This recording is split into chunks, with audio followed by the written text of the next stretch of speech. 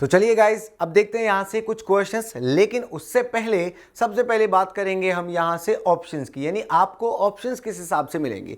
तो सामने आपको पहली स्लाइड पर आपको दिखाई पड़ रहा है ऑप्शंस लिखे हुए, लिखा हुआ है कि if only first argument is strong. ये कब देना है कि आपको मान लीजिए एक स्टेटमेंट दिया गया, ठीक है, एक स्टेटमेंट गिवन था, एक यहाँ पर पहला और ये दूसरा, दो आर्ग्यूमेंट दिए गए। अगर सिर्फ और सिर्फ पहला आर्ग्यूमेंट जो है वो स्ट्रॉन्ग है तो हमने कौन सा ऑप्शन देना है, पहला। केवल अगर यहाँ मान लीजिए पहला ऑप्शन जो है यानी पहला जो आर्ग्यूमेंट है वो स्ट्रॉन्ग नहीं है, केवल दूसरा स्ट्रॉन्ग है, तो हम दे देंगे दूसरा ऑप्शन पे क्लिक, यानी कि ओनली सेकंड इज स्ट्रॉन्ग। अगर मान लीजिए ऐसा है कि आइदर फर्स्ट और सेकंड यानी दोनों में से कोई एक ही आर्ग्यूमेंट स्ट्रॉन्ग है, या तो पहला या तो दूसरा, तो फिर उस टाइप का अगर कोई क्वेश्चन हमें मिलता है तो फिर हम उस पर टिक करेंगे। अगर दोनों में से एक भी स्ट्रॉन्ग नहीं है, ना पहला ना दूसरा, तो आ जाएगा चौथा ऑप्शन। और अगर मान लीजिए यहां पर है if both argument are strong, यानी कि अगर मान लीजिए सारे के सारे यानी कि दोनों के दोनों ही जो आर्ग्यूमेंट हैं वो स्ट्रॉन्ग हैं, तब हम उस कंडीशन में कौन सा ऑप्शन नंबर 5 यहां से मार्क करेंगे। ठीक है, तो ये चीज आप याद रखिएगा। तो ये सबसे पहले हमें यहां पर ऑप्शंस देखने थे। अब इन ऑप्शंस के बाद देखिए, अगर मैं बात करूं यहां से, यही चीज मैं आपको यहां हिंदी में भी दिख रही होगी। ठीक है, यहां से अब हम बात करते हैं आगे पहले क्वेश्चन की।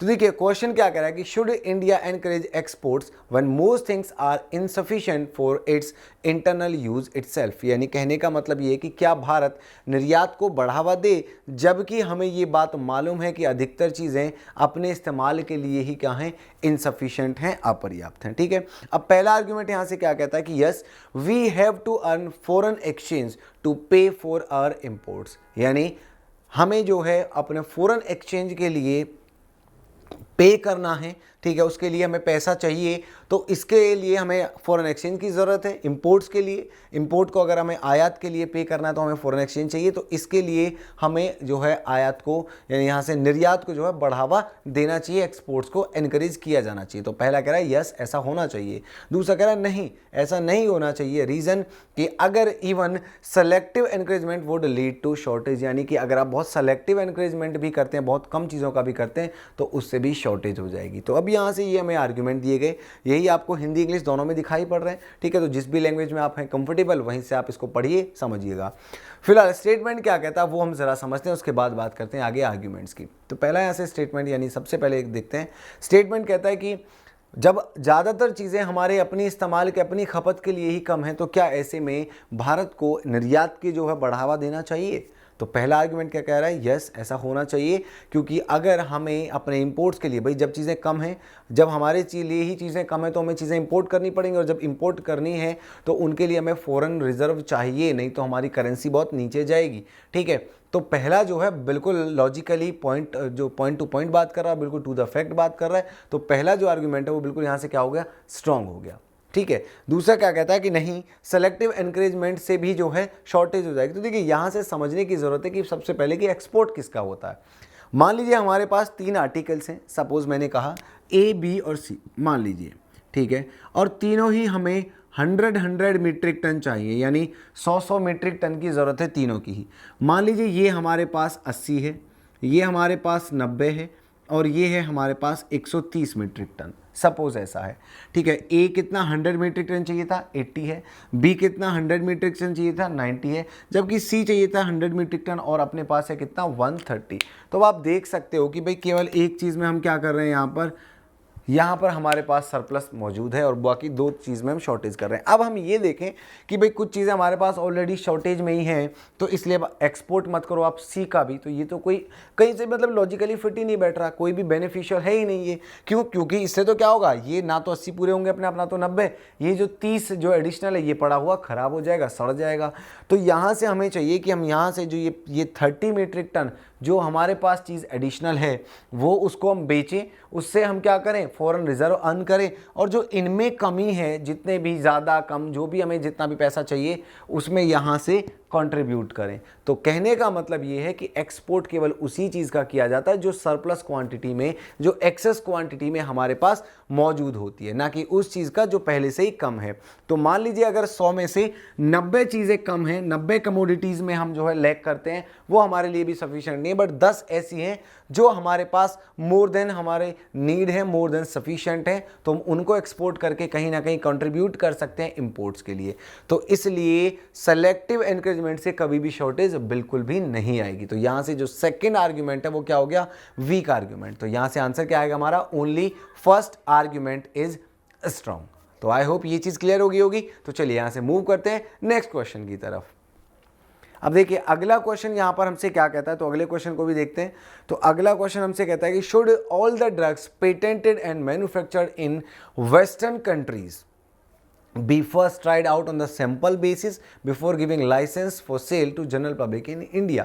ठीक है, अब इसी को आप हिंदी में भी पढ़ सकते हैं। स्टेटमेंट क्या कहता है यहाँ से कि क्या वो सभी दवाइयाँ, ठीक है, जो कि मैन्युफैक्चर की गई हैं वेस्टर्न कंट्रीज़ में, मैन्युफैक्चर की गई हैं और पेटेंट की गई हैं, बनाई गई वहीं पर उनके जो है लैब टेस्ट किया गया, जांचा गया उन्हें, कहाँ, पश्चिमी देशों में, तो उन सभी दवाइयों को भारत में आम पब्लिक के लिए बिक्री के लिए जो है छूट देने के लिए या बिक्री के लिए खुला कर देने के से पहले क्या उनकी जो है सैंपल बेसिस पर जांच होनी चाहिए, ये हमसे स्टेटमेंट कह रहा है। आर्ग्यूमेंट क्या कहता है पहला कि yes many such drugs require different dosages and duration for Indian population hence it is necessary. यानी कहने का मतलब ये है कि हाँ ऐसी जो दवाइयाँ हैं उनको अलग अलग डोज और ड्यूरेशन की ज़रूरत होती है भारतीय जनता के हिसाब से, तो उनको जो है न ये ज़रूरी है कि उनको पहले टेस्ट किया जाए, उसके बाद आम जनता को बिक्री के लिए दिया जाए।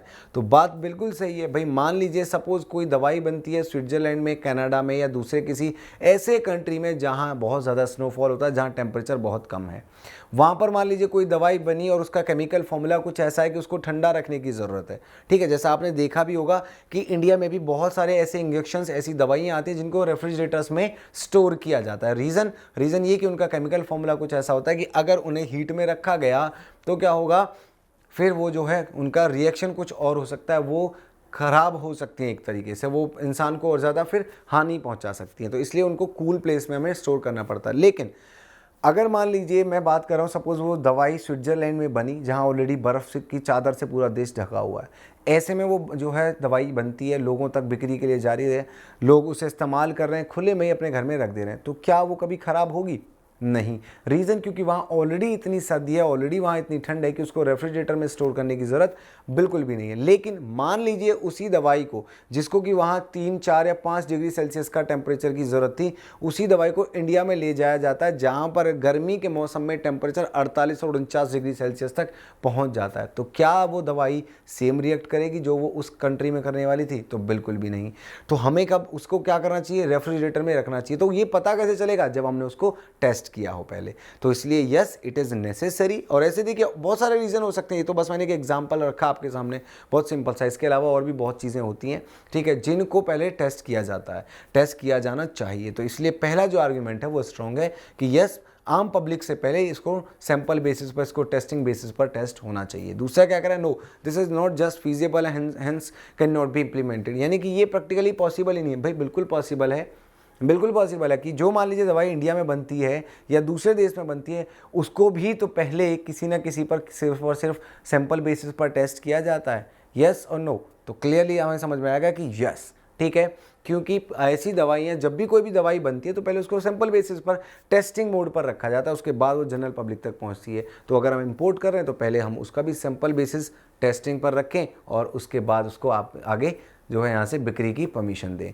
तो ये यहाँ से जो है सेकंड स्ट्रॉन्ग नहीं होगा, फर्स्ट वन स्ट्रॉन्ग बन जाएगा। और यहाँ से हमारे क्वेश्चन का जो आंसर है वो क्या आ जाएगा? तो आंसर आ जाएगा ओनली फर्स्ट इज स्ट्रॉन्ग।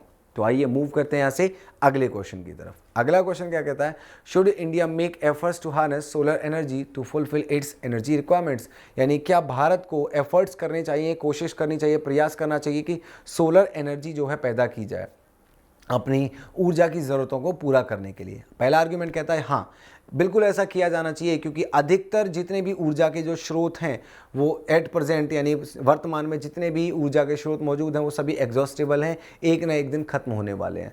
दूसरा क्या कह रहा है कि नहीं, harnessing solar energy requires a lot of capital which India lacks in, यानी इतना नहीं, हमें ये नहीं करना चाहिए क्योंकि एनर्जी रिक्वायरमेंट्स यानी कि सोलर एनर्जी बनाने के लिए, सोलर एनर्जी प्राप्त करने के लिए बड़ी कैपिटल की ज़रूरत है जो कि भारत के पास नहीं है। देखिए पहला आर्ग्यूमेंट क्या कहता है, वहाँ उसको पहले यहाँ पर ज़रा डिटेल में जाते हैं। अगर आप मान लीजिए बिजली की बात कर रहे हैं, दूसरे कोई भी बात कर रहे हैं, ठीक है, तो बिल्कुल ऑब्वियस है कि सारी चीज़ें एग्जॉस्टेबल हैं, चाहे आप उसे किससे बना रहे हैं, आप चाहे बिजली की बात करें, चाहे कोयले की बात करें, चाहे पेट्रोल है, चाहे डीजल है, या बायो, या फिर मान लीजिए लिक्विड पेट्रोलियम गैस है, कोई भी, सारी चीज़ें कैसी हैं, एक न एक दिन खत्म हो जाएंगी, एग्जॉस्टेबल हैं। तो यस, इसलिए नेसेसरी है कि हम इनका कोई ना कोई सब्स्टिट्यूट ढूंढें, ताकि इन्हें भी लंबे समय तक बचा के रखा जा सके, और फिर भी अगर ये एक दिन खत्म हो जाएं तो अपने पास इनका सब्स्टिट्यूट मौजूद हो। तो इसलिए पहला तो यहाँ से सीधा सीधा हमें आर्ग्यूमेंट जो है वो स्ट्रॉन्ग नज़र आता है। दूसरा क्या कहता है? दूसरा कहता है कि नहीं, ऐसा नहीं है, यानी कि ऐसा नहीं करना चाहिए, क्योंकि सोलर एनर्जी प्राप्त करने के लिए बहुत ज़्यादा पैसे की ज़रूरत है। पहली चीज़ तो ऐसा है नहीं कि सोलर एनर्जी जो पावर प्लांट्स हैं या प्रोजेक्ट है वो बिजली के या पेट्रोल के प्लांट से महंगे में लगता हो, पहली बात तो ऐसी नहीं है। दूसरी चीज़, इसके लिए कोई रॉ मटेरियल नहीं चाहिए, जो कि बाकी सबके लिए चाहिए, ठीक है, तो रॉ मटेरियल नहीं चाहिए तो खर्चा और भी कम हुआ। और तीसरी चीज़, ऐसा किसने कह दिया कि इंडिया के पास फंड्स नहीं है? ठीक है, ऐसा बिल्कुल भी नहीं है। अगर हम ऐसा मान रहे तो ये हमारा अपना परसेप्शन है, और मैंने आपको बताया था कि परसेप्शन को हम स्ट्रॉन्ग आर्ग्यूमेंट नहीं मानते। तो आंसर यहाँ से भी क्या रहेगा?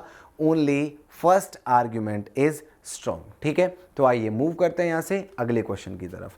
आगे क्या कहता है? Should there be student union in college and university, यानी कॉलेज और यूनिवर्सिटीज़ में क्या छात्र संघ होने चाहिए? तो पहला आर्ग्यूमेंट कहता है कि नहीं, ये नहीं होना चाहिए, क्योंकि ये जो है एक पॉलिटिकल एटमॉस्फेयर जो है, राजनीतिक वातावरण पैदा कर देगा कैंपस के अंदर, कॉलेज और यूनिवर्सिटी के अंदर। तो बात बिल्कुल सही है भाई। मान लीजिए जब दो गुट आपस में चुनाव के लिए लड़ेंगे तो कुछ इस पार्टी के साथ जाएंगे, कुछ इस पार्टी के साथ जाएंगे, तो वहाँ पर एक चुनावी माहौल तैयार हो जाएगा, चुनावी माहौल पैदा हो जाएगा। तो आर्ग्यूमेंट ये भी बिल्कुल सही कहता है। तो उस चीज़ को रोकने के लिए हमें नहीं करना चाहिए ऐसा। तो ए जो है वो स्ट्रॉन्ग हुआ। दूसरा क्या कह रहा है कि yes it is very necessary, students are future political leaders. तो यस, ये भी बात बिल्कुल सही है, क्योंकि आप अपने देश का, अपने जो है जिले का, अपने प्रदेश का कोई भी कद्दावर नेता, कोई भी बड़ा नेता अगर आप देखेंगे तो उन सभी की राजनीति मैक्सिमम लोगों की कहाँ? स्टूडेंट यूनियन से, यानी कॉलेज और यूनिवर्सिटी से ही शुरू हुई थी। ठीक है, तो ये भी बात बिल्कुल सही है कि अगर वो आज इन चीज़ों में इंडल्ज नहीं रहेंगे तो आगे जाकर के कैसे फिर हमें लीडर्स मिलेंगे। तो ये भी बात अपनी जगह सही है। तो यहाँ से आंसर क्या आएगा? Both first and second are strong, यानी यहाँ से दोनों ही बिल्कुल स्ट्रॉन्ग है। ठीक है, तो चलिए यहाँ से मूव करते हैं अगले क्वेश्चन की तरफ। आगे क्वेश्चन क्या कहता है? Should India give away Kashmir to Pakistan, यानी क्या भारत कश्मीर पाकिस्तान को दे दे? तो यहाँ से देखिए पहला आर्गुमेंट क्या कह रहा है कि no, Kashmir is a beautiful state. नहीं, ऐसा नहीं होना चाहिए। रीज़न दिया है कि कश्मीर एक बहुत ही सुंदर स्टेट है, बहुत ही एक सुंदर राज्य है, और ये हमें बहुत ज़्यादा हेल्प करता है फॉरेन एक्सचेंज अर्न करने में। तो बात बिल्कुल सही है, सच्ची है। रीज़न, क्योंकि बहुत सारा फॉरनर, बहुत सारे जो हैं पर्यटक, ट्रैवलर्स वहाँ पर आते हैं सैलानी घूमने, और इसकी वजह से हमारे पास क्या होता है कि हमारे पास जो है विदेशी जो करेंसी है, विदेशी जो मुद्रा है, उसका भंडार बढ़ता है। तो ये बिल्कुल बात सही है। ठीक है, यहाँ से इस प्रोस्पेक्ट में ये बिल्कुल जो है स्ट्रॉन्ग आर्गुमेंट बनता है। दूसरा क्या कह रहा है? हाँ, ऐसा कर देना चाहिए, this would help to settle conflicts. अब देखिए यहाँ पर अगर हम मान रहे हैं तो ये हमारी अपनी विचारधारा है कि हाँ इससे ऐसा हो जाएगा, लेकिन क्या ये ज़रूरी है कि अगर हमने कश्मीर पाकिस्तान को दे दिया तो कल को वो दिल्ली की डिमांड ना करे, या फिर मान लीजिए चाइना अरुणाचल प्रदेश ना मांगे, या फिर मान लीजिए मैं कहने लगूँ कि जो नेपाल है क्या वो उत्तराखंड को नहीं मांगेगा? ठीक है, या फिर वो जो है इधर जो है यूपी का कोई हिस्सा नहीं मांगेगा? ठीक है, तो ये चीज़ें जो हैं कहीं ना कहीं हमने अपनी विचारधारा बनाई, अपना परसेप्शन कि अच्छा ठीक है कोई किसी के लिए लड़ रहा है तो ठीक है उसको ये चीज़ दे दो। उदारवादी होना चाहिए, लेकिन इतना भी नहीं कि कोई आपसे आपका हिस्सा, आपका हक छीन कर ले जाए। तो इसलिए ये यहाँ से स्ट्रॉन्ग आर्गुमेंट नहीं बनेगा, क्योंकि ये ज़रूरी नहीं है, क्योंकि ये सिर्फ हमारा परसेप्शन था। तो आंसर हमारा यहाँ से क्या आएगा? Only first. ठीक है, ओनली फर्स्ट इज स्ट्रॉन्ग। तो मूव करते हैं यहाँ से एक और क्वेश्चन की तरफ, देखते हैं कि अगला क्वेश्चन हमसे क्या कहता है यहाँ पर। तो अगला स्टेटमेंट कहता है कि should luxury hotels B ban in India, यानी जो लग्जरी होटल्स हैं क्या उनको बैन किया जाना चाहिए इंडिया में? तो पहला आर्ग्यूमेंट कहता है कि हाँ, ये वो प्लेसेस हैं, they are the places from where international criminals operate. ये वो प्लेसेस हैं जहाँ पर इंटरनेशनल जो क्रिमिनल्स हैं, अंतर्राष्ट्रीय जो अपराधी हैं, वो यहाँ से अपने जो है कामों को अंजाम देते हैं, अपने जो बिजनेस है, जो अपना धंधा है, जो काले कारनामे हैं उनको यहाँ से जो है बैठ करके ऑपरेट कर रहे होते हैं। अब देखिए ऐसा तो कोई नहीं है कि सिर्फ वो यहीं से करते हैं, उनके लिए अपने घर हो सकते हैं, फार्म हाउस हो सकते हैं, रिजॉर्ट्स हो सकते हैं, या दूसरी कोई भी चीज़ हो सकती है, कहीं भी वो छिप कर रह रहे हो सकते हैं। तो ये तो बिल्कुल यहाँ से हमने क्या अपनी, ये मेरी निजी विचारधारा है, अगर मैं ऐसा कहता हूँ मीन्स मेरा ये अपना ओन परसेप्शन है, तो इसलिए ये स्ट्रॉन्ग आर्गूमेंट बिल्कुल नहीं होगा। सेकेंड क्या कह रहा है? No affluent foreign tourist will have no place to stay, यानी कि वो फॉरेन टूरिस्ट जो कि सक्षम हैं, ठीक है, जिनके पास पैसा है और प्रभावी लोग हैं, सपोज दूसरे किसी देश की सेलिब्रिटीज़ आती हैं, मान लीजिए दूसरे देश से पॉलिटिकल लीडर्स आते हैं या दूसरे कोई भी बिजनेसमैन है या कोई भी बड़े टाइकून्स आते हैं, ठीक है, प्रभावशाली लोग आते हैं, तो वो कहाँ रहेंगे अगर 5 स्टार्स और लग्जरी होटल्स नहीं होंगे तो इसलिए ये बात बिल्कुल सही है। तो यहाँ से जो आंसर है वो क्या बनना चाहिए, ओनली सेकेंड इज स्ट्रॉन्ग। ठीक है, तो आइए चलिए मूव करते हैं यहाँ से अगले क्वेश्चन की तरफ। उम्मीद कर रहा हूँ कि ये जो क्वेश्चंस मैं आपके साथ शेयर कर रहा हूँ, यहाँ से डिस्कस कर रहा हूँ, ये आपको समझ में आ रहे होंगे। अब यहाँ से देखिए अगला आर्गुमेंट क्या कहता है, should shifting agriculture be practised, यानी जो शिफ्टिंग एग्रीकल्चर है क्या उसको प्रैक्टिस में लाया जाना चाहिए, क्या उसको कंटिन्यू किया जाना चाहिए। तो सबसे पहले यहाँ पे ज़रूरी है कि हम शिफ्टिंग एग्रीकल्चर को जाने कि ये शिफ्टिंग एग्रीकल्चर जो है वो क्या होती है। ठीक है, शिफ्टिंग एग्रीकल्चर हिंदी में क्या कहते हैं, जैसे सीमांतरी कृषि। इसका मतलब क्या होता है कि कई सारे ऐसे राज्य या कई सारे ऐसे इलाके जहाँ पर लोग कम हैं, ज़मीनें ज़्यादा हैं, जैसे जहाँ पर आदिवासी लोग रहते हैं, ज़्यादातर ये उन्हीं इलाकों में की जाती है। ठीक है, या आदिवासी लोग रहते हैं या पहाड़ी इलाकों में जहाँ पर ज़मीनें ज़्यादा हैं लेकिन बहुत दूर दूर तक रहने वाले इंसान नहीं, तो वो क्या करते हैं अपनी ज़मीनें यानी कि खेती करने के लिए कि जहाँ पर उन्हें लगता है कि भाई हम यहाँ रह सकते हैं, यहाँ कंडीशंस जो है हमारे स्टेबल हैं और हम यहाँ पर जो है अपना जीवन यापन कर सकते हैं, भले ही चाहे कुछ ही समय के लिए, तो वो क्या करते हैं जंगल को आग लगा देते हैं। ठीक है, जंगल को आग लगाने से क्या होता है कि वहाँ के जो पेड़ पौधे, जो झाड़ी, जो वहाँ पर घास फूस होती है वो ख़त्म हो जाती है, वो जल जाती है और उससे क्या होता है कि उन्हें एक मैदान, खाली मैदान प्राप्त हो जाता है जिसमें वो अपनी खेती कर लेते हैं। अब मान लीजिए फिर वो इसके बाद क्या करते हैं, अब वो सपोज़ वहाँ पर 1 साल 6 महीने 8 महीने या 1.5 साल या 2 साल वहाँ पर रहते हैं कुछ जो है सीमित समय के लिए। अब सपोज़ वहाँ से उन्हें जो है मूव करना है किसी दूसरे स्थान पर, मौसम के परिवर्तन की वजह से या अपनी ज़रूरतें की वजह से, किसी भी वजह से, तो वहाँ से वो जो है एक तरीके से शिफ्ट कर जाते हैं दूसरे किसी इलाके में और वहाँ पर भी जाकर यही चीज़ें वो करते हैं। तो ये उनका खेती करने का तरीका है। तो यहाँ से आप ये समझिए कि ये जो चीज़ है मीन्स कहने का है कि कहीं ना कहीं इकोलॉजिकल कंडीशंस को भी डिसबैलेंस करती है और इसमें जो है फालतू की चीज़ें भी ज़्यादा हैं कि भाई हमने पेड़ पौधों को ही जला दिया तो इससे हमारे पर्यावरण को भी नुकसान है और ऊपर से एक ज़्यादा टाइम टेकिंग प्रोसेस है। ठीक है, तो यानी कहीं से भी एक बुद्धिमत्ता का जो है निर्णय नहीं है कि हम इस खेती को करें, इसको हम आगे बढ़ाएं, इसको जो हम आगे कंसीडर करें। उन लोगों के साथ हो सकता है मजबूरी, लेकिन बाकी दूसरे हिस्सों में इसको नहीं अपनाया जाना चाहिए। ठीक है, तो अब यहाँ से देखिए पहला क्या कहता है कि no it is a wasteful practice. Wasteful practice का मतलब है ऐसी कि जो बेकार प्रैक्टिस है, तो इसलिए इसको रोक दिया जाना चाहिए। तो यस, बात बिल्कुल सही है। दूसरा क्या कह रहा है, yes modern method of farming are too expensive, यानी इसको किया जाना चाहिए क्योंकि आधुनिक जो तरीके हैं खेती के वो बहुत ज़्यादा महंगे हैं। ऐसा बिल्कुल भी नहीं है। अगर आपके पास ज़मीन है तो ज़मीन की जुताई बुवाई करने के लिए तो आपको खर्चा चाहिए। ज़मीन तो आपकी एटलीस्ट वही है ना, बार बार आपको ज़मीन नहीं लेनी है, तो ऐसा नहीं है कि वो बहुत ज़्यादा एक्सपेंसिव है। तो यहाँ से सेकंड भी जो है, यहाँ सेकंड स्ट्रॉन्ग आर्गूमेंट नहीं बनेगा। कौन सा आर्गूमेंट यहाँ से केवल स्ट्रॉन्ग होगा, ओनली फर्स्ट। ठीक है, सो आई होप ये चीज़ आपको क्लियर हो गई होगी। तो मूव करते हैं अगले क्वेश्चन की तरफ।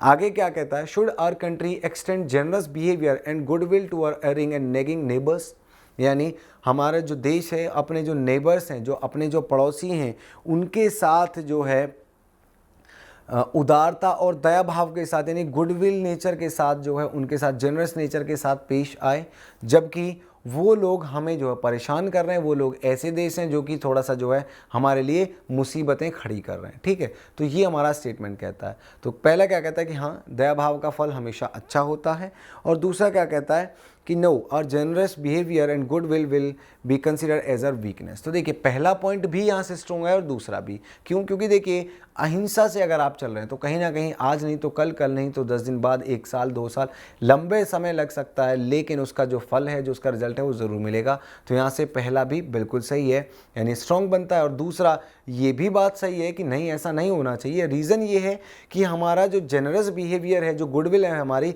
वो हमें हमारी कमज़ोरी समझ लेंगे कि ये लोग कुछ कह ही नहीं रहे तो ये तो कमज़ोर हैं।